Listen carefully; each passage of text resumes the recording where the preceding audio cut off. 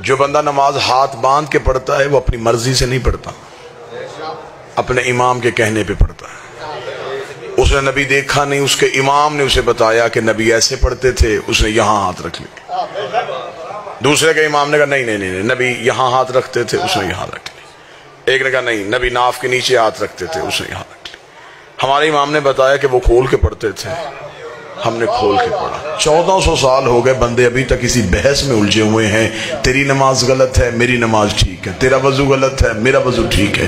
یہ ساری باتیں بعد میں کرنا، پہلے یہ پتہ کرو امام کس کا ٹھیک ہے۔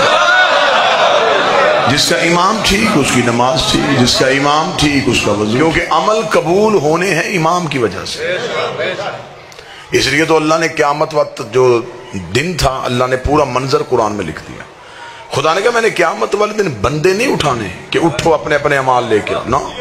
خدا نے کہا یوم ندعو کل اناس بامامہم، ہم تمہیں بلائیں گے تمہارے امام کے نام پہ۔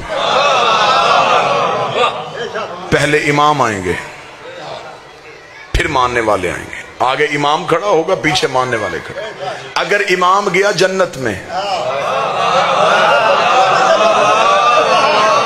تو ماننے والے بھی جنت میں چلے جائیں گے۔ وَجَعَلْنَا أَئِمَّةً يَدْعُونَ إِلَى النَّارِ، کچھ امام خود بھی جہنم میں جائیں گے، ماننے والوں کو بھی جہنم میں لے کے چلے جائیں گے۔ بندے پریشان ہو سکتے ہیں، ہم مطمئن ہو کے سو جاتے ہیں، ہمیں پتہ ہے ہمارا امام صرف جنتی نہیں مالک جنت، جنت ملنی ہے امام کی وجہ سے۔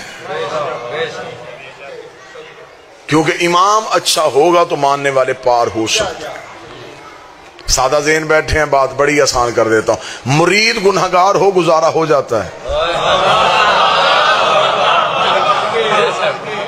پیر گنہگار نہیں ہونا چاہیے، رہبر اچھا ہونا چاہیے۔ وہ قافلے لٹ جاتے ہیں جن کا میر کاروائی اچھا نہ ہو۔